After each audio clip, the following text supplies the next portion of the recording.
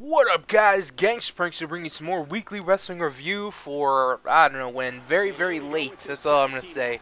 So welcome to the show. If you're new to the show, this is where we talk everything about professional wrestling, from news, reviews to predictions. We talk about it all. If you're a fan of professional wrestling, welcome to the show. On today's show, we are going to be talking about... we're going to be talking about Raw, Smackdown, Impact, catch up on a lot of stuff on this show. It's pretty much, this is stuff that happened in August. And I'm not talking about, like, late August, mid-August. This is early August. We're going to be talking about August 1. I don't know how I got so behind. It's ridiculous. Like, I honestly have no fucking idea how I got so behind.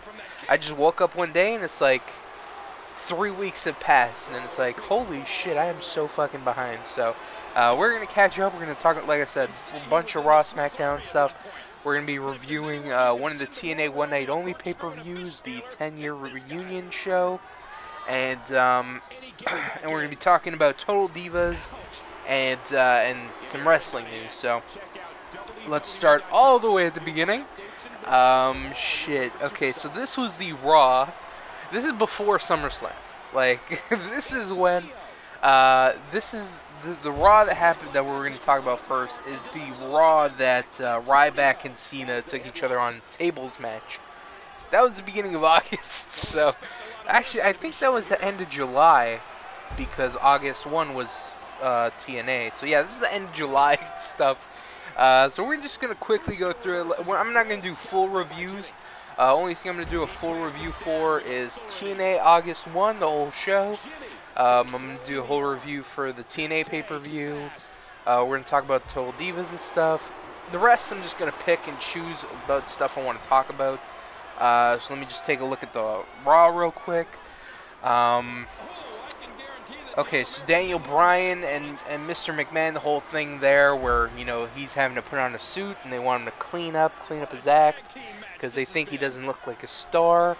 This whole storyline, I don't know, like, it's weird because I think they should be focusing, well, there's only so much build you can do for a face versus face match, like with Cena and Daniel Bryan.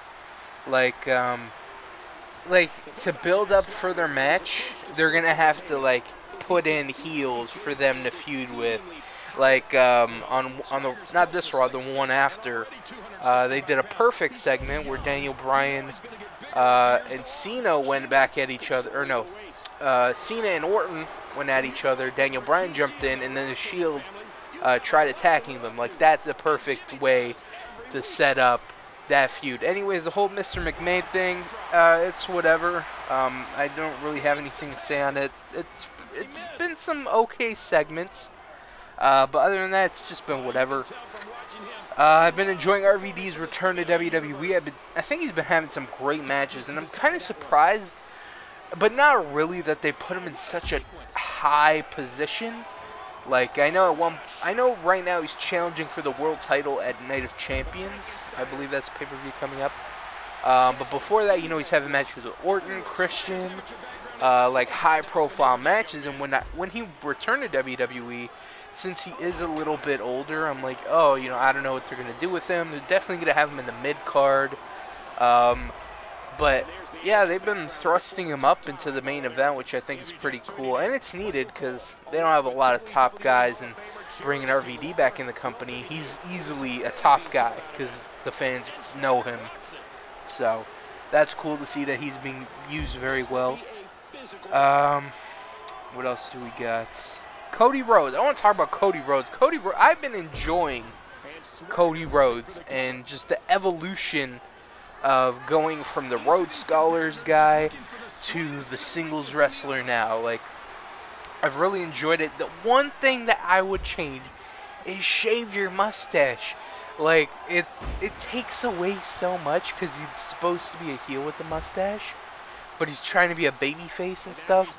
And another thing I want to talk about, their feud, the Damien Sandow versus Cody Rhodes feud. I want Damien to show a vicious side. For the past couple weeks, we've seen Cody, throw the briefcase in the water, bring the briefcase out that he got from the water, attacking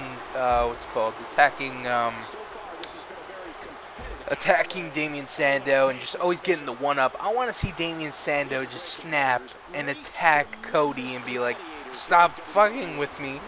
You know, you used to be a good friend, but now you're a dick, okay? I'm the world, I forgot what he calls himself. The holder of the world's title champion, or the uncrowned world champion. That's what he called himself.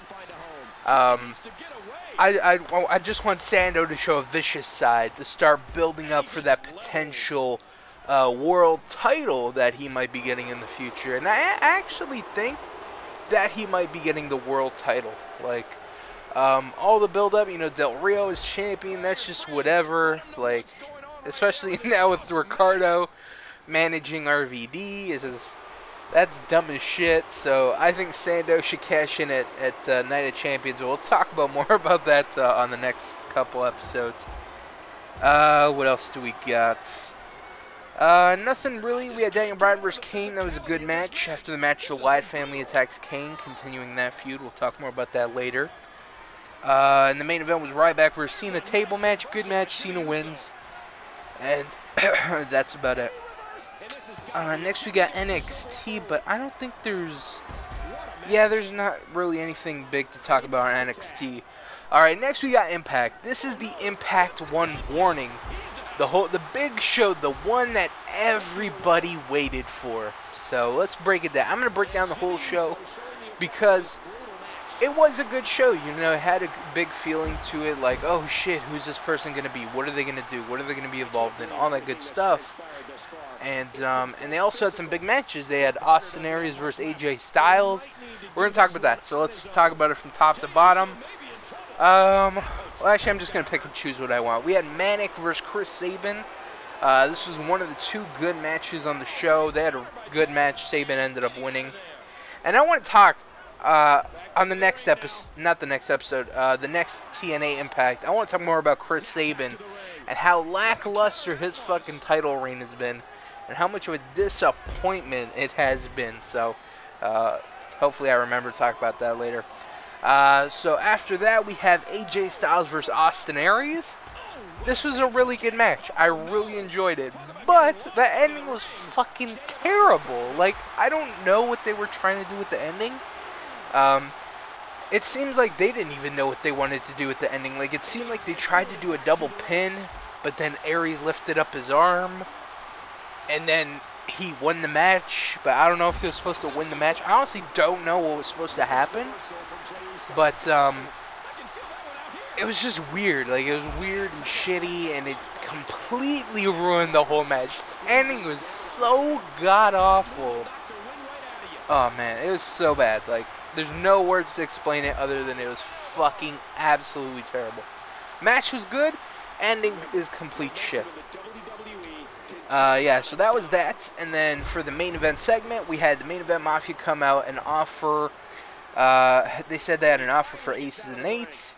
Aces and Eights come out, and Angle says they want to do a 5-on-5 match. Winner or loser gets fired. Whoever gets pinned gets fired for Hardcore Justice. They agree, then they end up brawling, and then the August 1 warning happens. Now, a lot of rumors going into it. It was going to be Hardcore Holly. I even thought it was going to be Hardcore Holly for a chance, but it all depended on when that person was going to debut. Since the person didn't debut throughout the night, you knew they were going to debut in the main event or during this segment. So, and it's like, okay, so it's got to be a pretty big name. At least you thought. But, okay, so it wasn't Adam Pearce, even though he teased it. And that was smart of him to play up the, oh shit, it might be me. So that was good for him. It wasn't Adam Pearce. It wasn't Hardcore Holly. A name thrown in there at last minute was Low Key. But I believe Low Key actually is retired from professional wrestling about a month ago. I think he retired. So that name, I knew he wasn't in there because he wouldn't retire and then go to TNA. So it's like, who could it be? Who could be that mystery person? And some people thought Goldberg. Like, you really think Goldberg? Goldberg has shitted on TNA every chance he's gotten. Like, he is always just saying TNA's shit. They're little, you know, they're just a shitty product.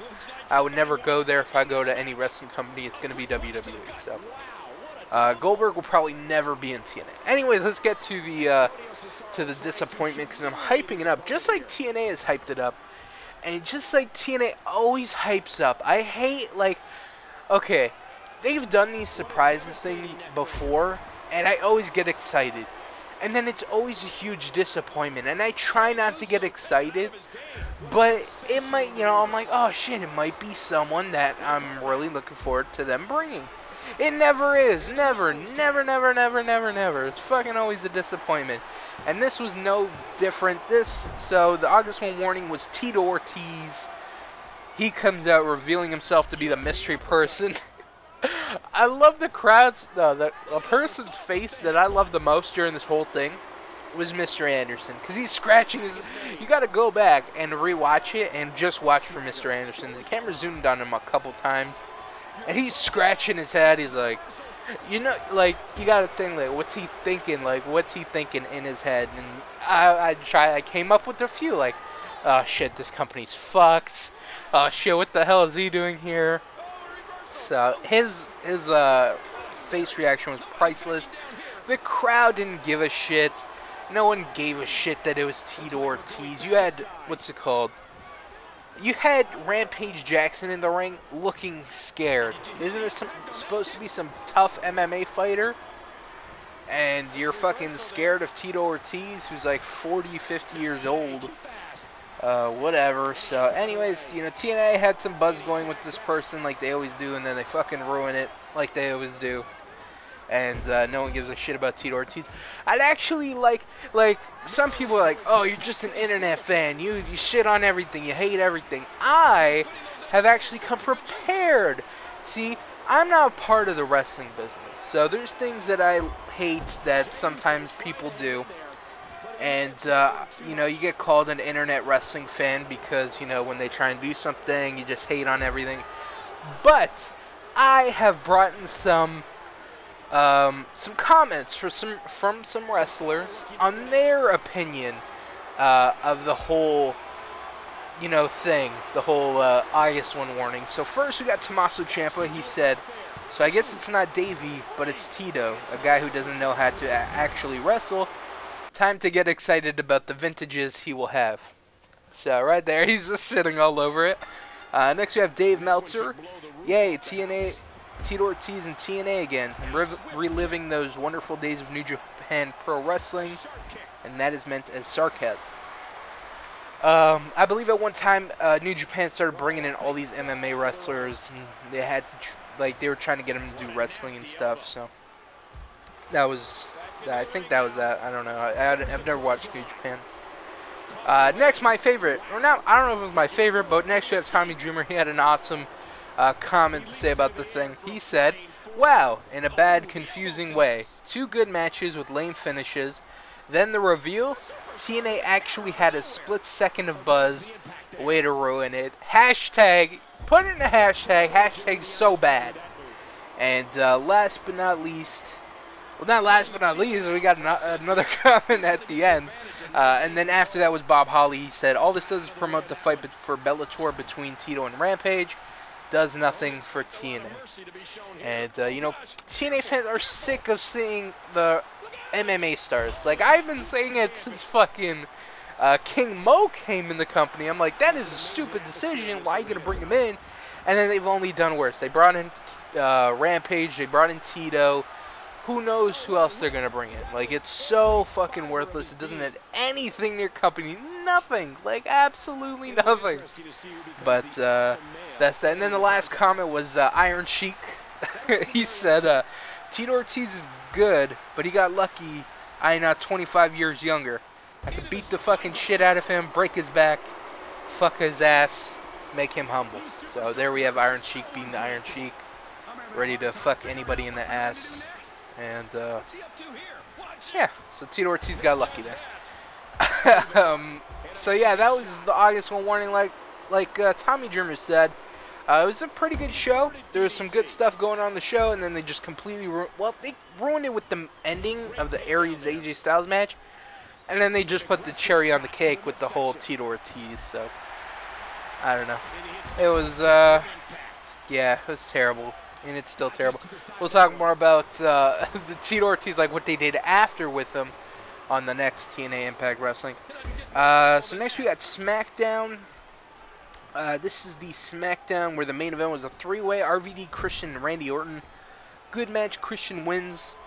What else? I don't think there's really anything else I want to talk about on this show besides that.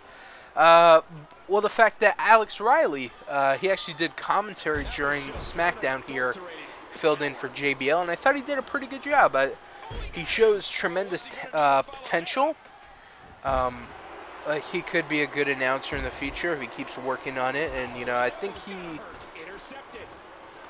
he announces main event or superstars, one of those. I would love to hear him and William Regal do NXT. I think that could be pretty good.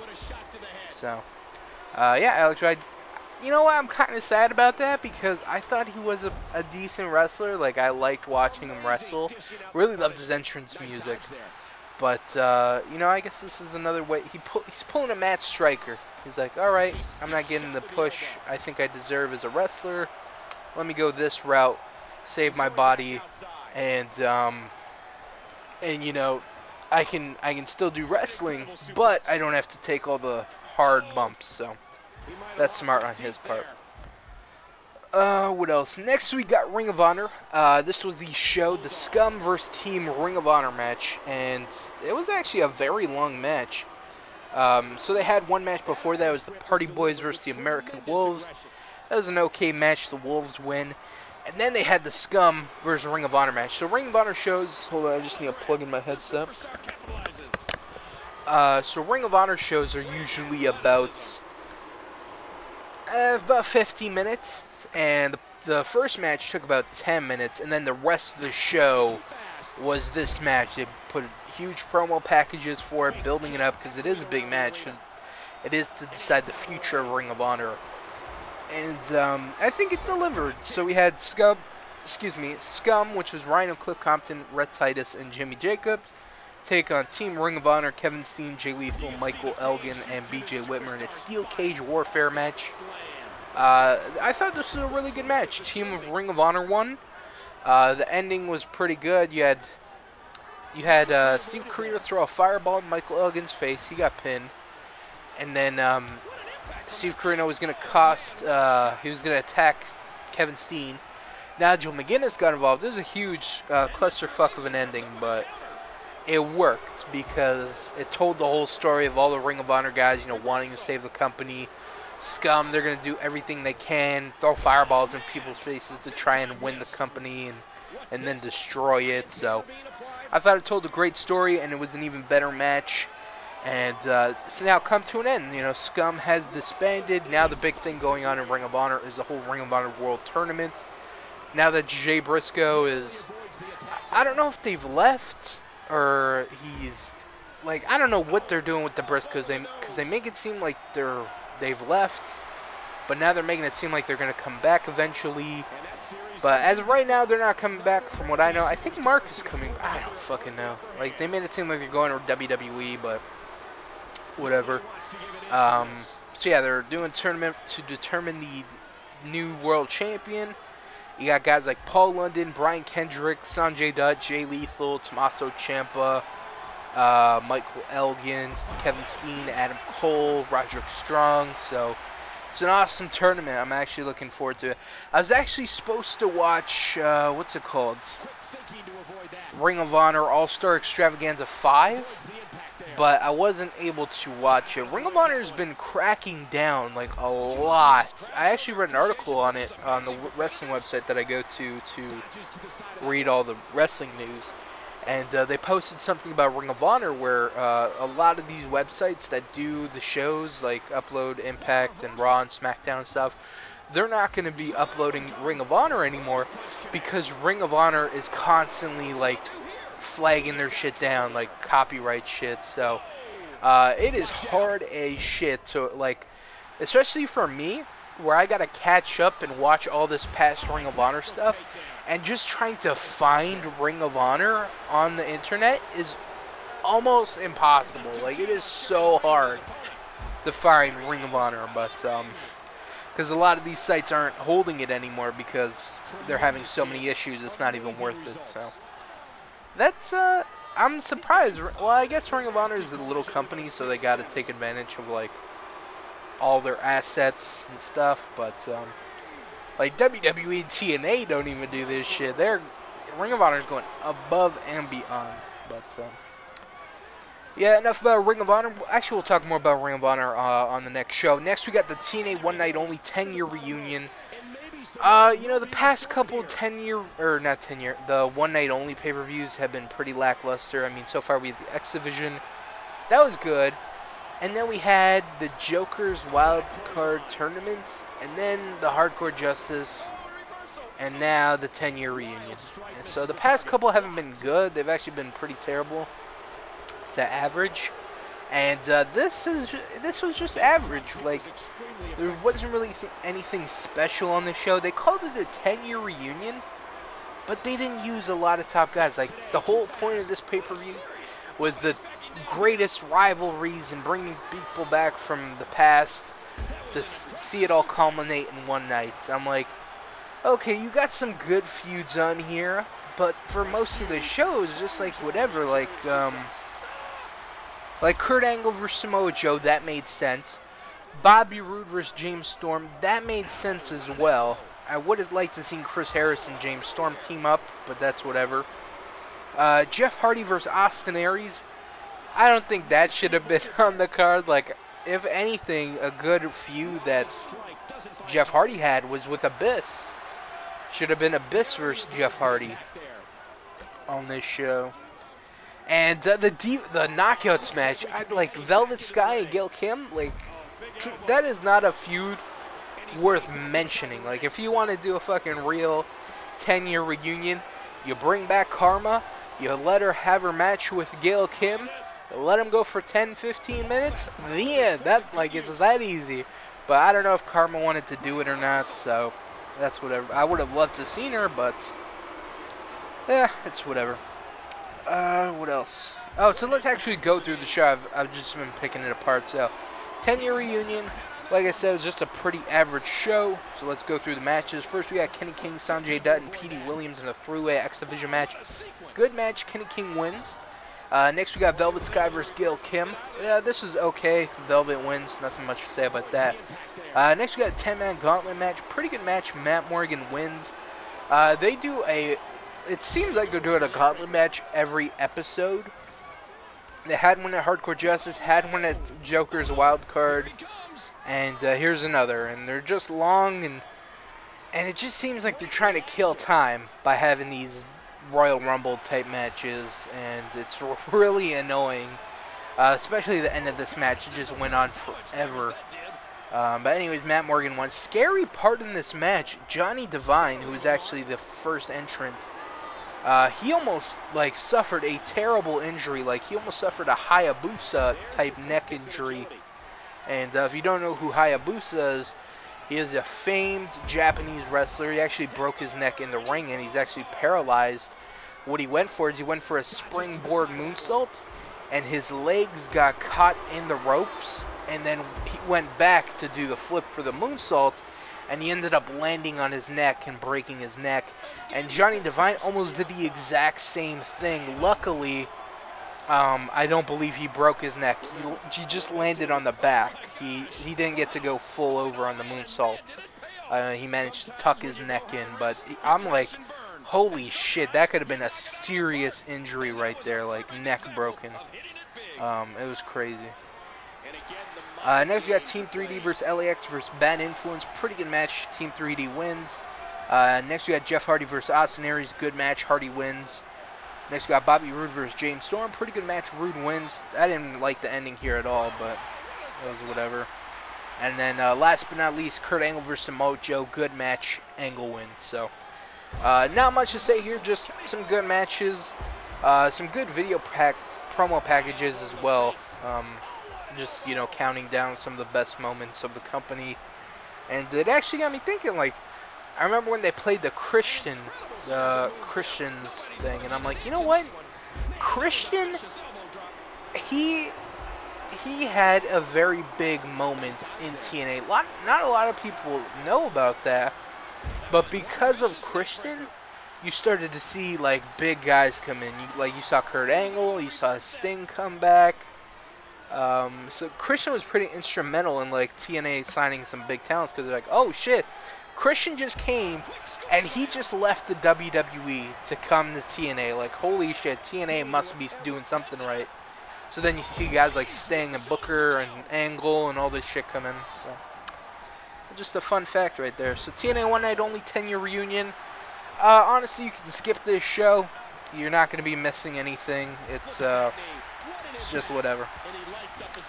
And then the next one, shit, I don't even know. I think the next one's the Knockouts. I'm not looking forward to that. I'm going to be honest on that. So. But I will review it when it comes out. It'll probably be a terrible show. Like I have no expectation for that. So next we got Raw. This is the Raw where they actually gave Daniel Bryan the makeover, and he came out with his beard and his hair slicked back, and yeah. So Stephanie was in the ring, shows Daniel Bryan's makeover, whatever. Daniel Bryan comes out, and then Vince McMahon comes out and says Bryan should shave his beard.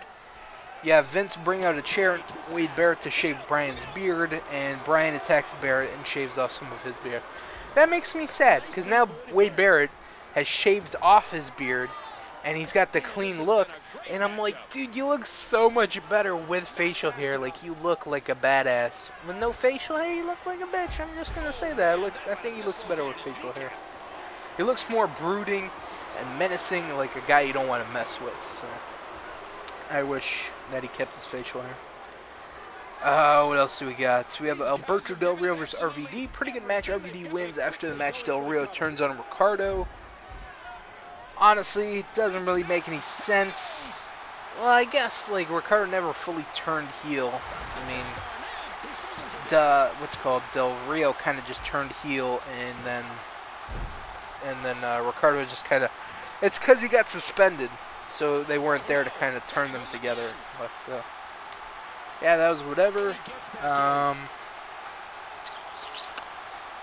We had Kane challenge Bray Wyatt to an Inferno match at SummerSlam. And apparently the rules to this this match is, like, it's not an actual thing. It's not an actual Inferno match. Like, I don't know, you're not supposed to light your opponent on fire or something. I don't know, it's something weird like that, but, yeah, I think that's a little bit early. Like, in the feud, I know a lot, like, Kane's gonna go, do his movie or whatever, but to have an Inferno match for their very first match, like, that's just a little ridiculous, in my opinion. There's no build-up, like, at all. So, that's that. What else do we got? Oh, yeah, I forgot to mention on the SmackDown, we had AJ versus Caitlyn in Divas title match. Layla actually turned heel and turned on Caitlyn. It actually, like, this took a while to happen, because they planted the seeds before. While Caitlyn was champion, you had Layla kind of look at her weird with the championship belt, and like, okay, I want that. And then, what's it called? And then now she's just turning heel on Caitlyn. So I just thought, I don't know, I just, like, it's so late, no one cares. So that was whatever. What else? We had the return of Kofi Kingston. He took on Fandango in a pretty good match. He ended up winning. And I think that's about it. The main event was The Shield versus Daniel Bryan, Orton, and Cena. Pretty good match. Cena, Orton, Bryan win by DQ. After the match, Orton teases cashing in his briefcase. But he doesn't. Oh, The Shield scares him away. Yeah, that's what happened. So. Yeah, next we got NXT. First, we got Adrian Neville versus Dean Ambrose for the U.S. title. Good match. Neville wins by DQ because The Shield came and attacked him. And Leo Kruger versus Bo Dallas was the main event for the NXT title. Good match. Bo wins. So next we got Impact. This is the Impact after the August 1 warning. So we got to see what TNA had planned with Tito Ortiz. I want to talk about that really quickly. So they have Tito Ortiz come out and Jeremy Borash is interviewing him, and they pretty much did the exact same thing they did when the Rampage debuted. He cut a he didn't cut a promo. JB's asking him questions, and then after like 30 seconds, Kurt Angle interrupts him. What happens here? Same thing. JB's asking Tito questions. 30 seconds later, Angle comes out, and he's like, "Oh, you know, this is my ring, blah blah blah, and whatever." And then Bully Ray comes out, and you know, he's like, "I could beat the shit out of you." Bully Ray's just awesome. Like, I want to talk about that. He's the best heel in the company. Even though I hate Aces and Eights with a passion, still love Bully Ray. He is so entertaining to watch, and he's just awesome. So he's just like, "I could beat the shit out of you," and he's so good. I love him. What else do we got? Next, I want to touch on this for a second. Gunner, James Storm, and ODB versus the Bromans and Mickey James. Pretty good match. Storm, Gunner, and ODB wins. I don't know why they're still trying to build a feud here, because you fucking killed Bromans the minute you debuted them. Their first match was against Gunner and James Storm.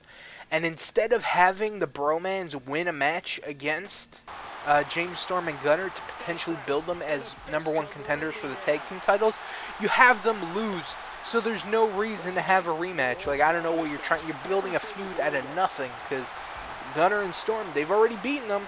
Like, who gives a shit anymore? They should have had Bromans beat Storm and Gunner when they had the first match. Build towards that. Build to a tag team title match.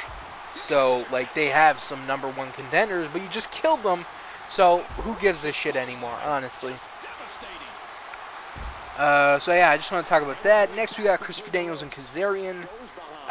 They ended up having a team. There's a team now between James Storm, or not James Storm, Bobby Roode, Christopher Daniels, and Kazarian. I knew, I was like, what the fuck? So Bobby Roode, Christopher Daniels, and Kazarian are now a team. I don't know where this is going. Is TNA stealing my idea from my universe for a Rude Brood? Honestly, they should. They should build a faction around... I don't even know. Like, I think they should kind of stay away from the factions, especially, like... You know, you had Immortal, and there's more before Immortal. There's tons before Immortal, but you had, like, Main Event Mafia, then the ECW V2, then Fortune, and then Immortal, and now you got Aces and Eights. Like, do we really need another faction, like a Rude Brood? I wouldn't mind it, because I could be like, that's my idea, and they stole my idea. Like, I just love for that to happen, be like, holy shit, they stole my idea, but I don't think we need another faction, so I don't know where this is going. And the main event was Aces and Eights versus Chris Sabin and Kurt Angle. Good match. Sabin and Angle win. So that was Impact. Next we got Smackdown.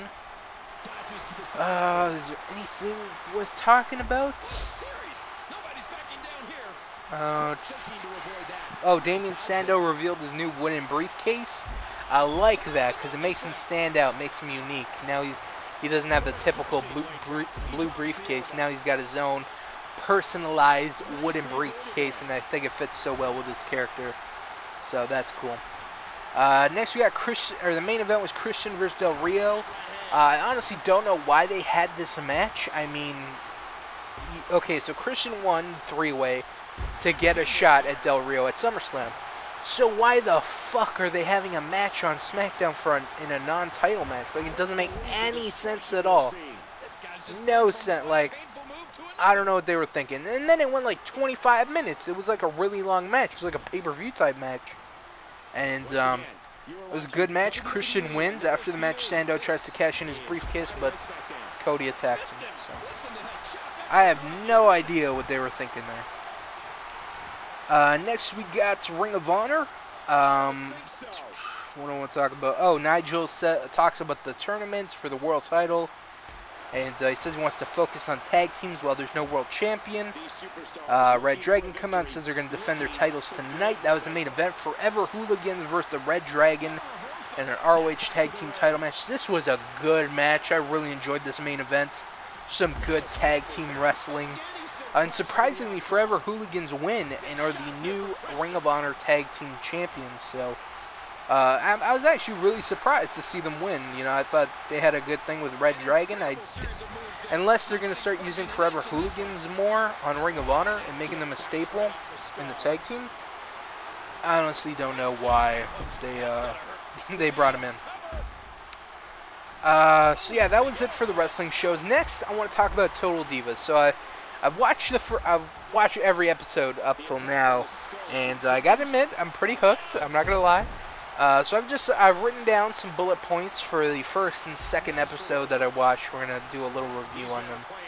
So the first episode, you know, they introduced everybody. They introduced that there's gonna be like separate storylines. Like you got the Bellas, you got the Funkadactyls, the new Divas JoJo and Eva Marie, and then Natalia. So there's 4 different storylines going pretty much at all times. Sometimes they intertwine, but most of the time they're separate. Okay, so this was leading up to WrestleMania, this whole episode. This was like before WrestleMania, and then the culmination of WrestleMania was the whole show. So, first, Natalia, when they told her, oh, you're not going to be on WrestleMania, and Natalia was sad, and I'm like, how could you honestly think you were going to be on WrestleMania? Like, at that time, you weren't being used at all. Like, you didn't even appear on TV, unless it was in your hometown of Calgary. Like, I don't know how you thought you were going to be on WrestleMania, but whatever. She was barely used, but, you know, whatever. She thought she was going to be. One thing I want to talk about, JoJo and Eva Marie. So, JoJo is 19. How in the fuck is she a top prospect for WWE? How is WWE like, damn, there is so much potential in this girl that doesn't know shit about wrestling? Like, what the fuck? Like, she is 19 too. Like, what the fuck? She just finished high school and she's already signed to WWE? I don't get it. It blows my fucking mind. But, I honestly don't know how someone was like, let's sign this 19-year-old. She's got to be like someone's daughter or something. She's got to be. And also Eva Marie, she's a babe. I'm gonna say it. She's a hot redhead. But what I wish they like they did more. Like, I know it's a behind-the-scenes look, but I wish, like, even if it was a lie, like, oh shit, I've been watching wrestling since I was a kid. I loved Hulk Hogan. You know, like, they didn't even mention anything about professional wrestling. They're just like, I want to be a huge star. WWE's going to let me be a huge star, so I'm going to be in the WWE. Like, that's all it seems like it is going to be. So, I don't like that. As whatever. Next, apparently Brodus yelled at Cameron, and her boyfriend wanted to fight Brodus. I thought that was hilarious. Like, Cameron, we're going to talk more about Cameron on episode 2, because that was more focused on, actually this episode pretty focused on her, but I don't know, Cameron just comes off as a dumb ditzy bitch, and I hate her, and I honestly don't know how she has a job. Like, honestly, she is not the bomb.com, and every time she says that, I want to goddamn gouge my ears out. Bomb.com, oh my god, jeez, it's so stupid, but it's funny at the same time. So yeah, it was funny that fucking Cameron's boyfriend wanted to beat this shit out of Brodus. Brodus is a trained bodyguard, and I think he could have taken Vincent. And he's a trained professional wrestler, so I think he could have fucked him up. What else? WWE asks Eva Marie to be a blonde. She goes against their orders and goes red. You got the biggest opportunity in the world, and you're gonna fucking go on a whim and dye your hair red instead of blonde? Like, that's pretty ballsy decision, but I think it was for the best. I think she looks really good as a redhead. I don't think she would look good as a blonde, honestly. And then they're talking about, oh yeah, she can't be a brunette because the Bellas are brunette, whatever. And then I'm like, you got 2 blondes. You got, well, I guess Caitlyn, she's got blonde, black hair, but Natalia, she's a blonde, so you're gonna have 3 blondes. So I don't know. Red, it definitely stands out. Shit, she could have done pink. Pink, that would have been sexy too. Actually, I don't know. I don't think pink hair is that sexy. Yeah, no. Red's fine. And it's not like a little bit of red. It's like firecracker red. Like, it is fucking red as shit. What else do we got? Oh, Nikki Bella. Oh, guys, she is such a cunt. She just comes off as the biggest bitch ever. And Brie, she is a bitch as well, but only when she's with her sister. Like when she's with her boyfriend Daniel Bryan, she seems, down to earth, normal. She's not a mean person. Nikki just seems like, holy shit, like she is just, like, you get this whole vibe from her, especially on the second episode where she's like, I'm screwing the top guy, John Cena, so I can do whatever the fuck I want to do. So that's the whole vibe I get from Nikki Bella. But she just seems like she's a cunt and she can get away with everything. Congrats to WWE on making it look like their costume designers are worthless and do everything at the last second. So the whole thing, they're at WrestleMania and they're getting their costumes made like right before their match. And I just thought like, wow, hire some new people if that's the case, but whatever. And then they end up finding out that their match has been cut. No Damian, the Rhodes Scullers and the Bellas versus Tons of Funk and the Funkadactyls. If I remember correctly, on an article that was posted, I believe the Punk and Taker match, no, I think it was the Lesnar Triple H match, went too long. So they had to cut that match, which I'm fine with because, okay, let's see. Would you have a shorter Triple H versus Brock Lesnar match and the 8-man tag that's going to be 2 seconds? Or would you have a longer Brock Lesnar Triple H match?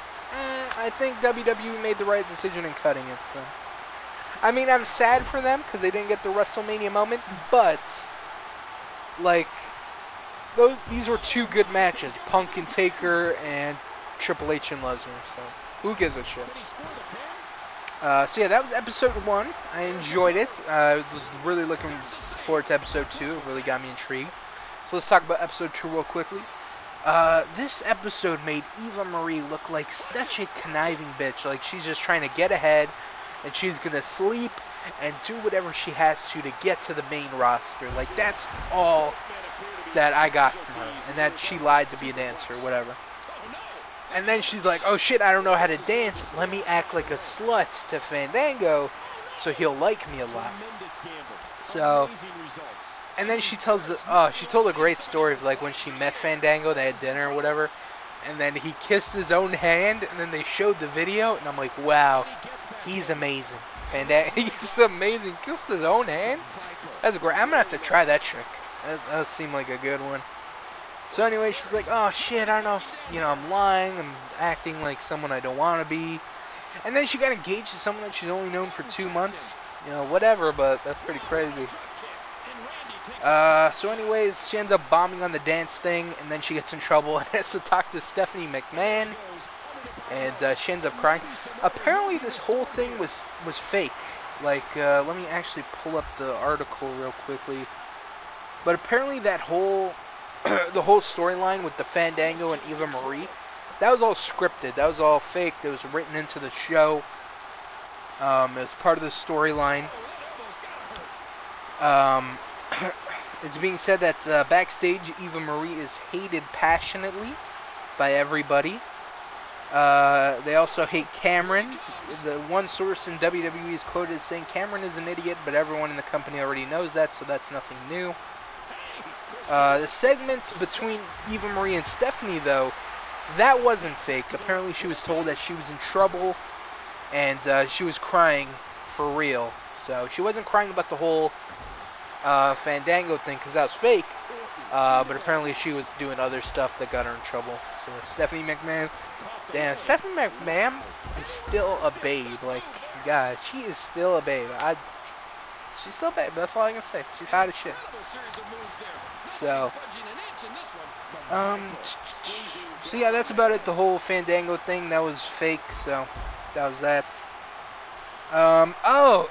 In the second episode, one of my favorite things was, the Bellas, Daniel Bryan, and Cena. So they were planning on spending a weekend together. They take they take his bus to his private jet. Then they go to his mansion, which just looks fucking crazy. And then they go to Bryan's house, which is just, a shit house. It's a back outhouse compared to like Cena's stuff. And then they try and make Brie Bella feel like shit. Like, oh, you really want to stay in this piece of shit of a house? And I'm like, wow, the audacity of you people. But, like, I know it's a small old house, but shit, you don't gotta be so blunt about it. So, as my dryer is going off, then they have a wood chopping, ignore the beeping and stuff. So after that, they have a wood chopping contest, and the only thing that I got from the wood chopping contest was that Nikki Bella is stronger than Daniel Bryan. Like, he couldn't even chop a piece of wood. You see Cena, he's going through logs of wood, he's chopping the shit up, he's like a lumberjack. I mean, Daniel Bryan, he looks like a lumberjack, but he is not a lumberjack. So, if you ever have a wood, wood chop contest, do not invite Daniel Bryan, because he sucks. So, that was the first 2 episodes of Total Divas. So that was fun. Where I'm gonna do, weekly reviews, or whenever I do these, I'm gonna do reviews for Total Divas because I enjoy watching it. So that's that. Next, we got some wrestling news before we wrap it up. I know it's been going on a while, but stay with me. Lots to talk about. Alright, so first, Kurt Angle arrested for DWI again. So apparently after the whole August 1, no, it was the one after, the one after August 1, he got caught driving drunk, and this isn't the first time he's got caught and drunk. And it's actually his third one. And it just makes, like, he is the single reason why they had to change the whole thing. Because apparently, since he got arrested and then he ended up going to rehab, they had to bring in, like, someone else to fill in the spot for the main event Mafia. And then I think they ended up bringing in AJ Styles, and just completely killed whatever they were doing with AJ before. But yeah, I don't know. He fucked up big. Like, TNA is already not organized, and then you're gonna throw another wrench in there. Like, that was just hilarious. What else? So, and last but not least, Sheamus has been injured, and he will be out for 4 to 6 months. That's actually shitty because I think it would be great. They're doing the whole Ryback thing, and he's a bully and stuff. And I'm like, the only person that I can see stopping Ryback is Sheamus. And, if they can drag it out all the way till WrestleMania, which is when Sheamus will be back, Sheamus versus Ryback for WrestleMania, I can totally see that happening. I actually think that would be good. That would be good for WrestleMania. You have the bully versus the anti-bully. And yeah, I think that would be a good match. But now that Sheamus is injured, that match has to be put on the back burner. So, that kind of sucks. So. That is actually about it for the weekly wrestling review. Hope you enjoyed. Sorry for the long show. It's lots to talk about. It's been a while coming. I'm going to try and get up to date with as much as I can, and try and have a more regular schedule with these.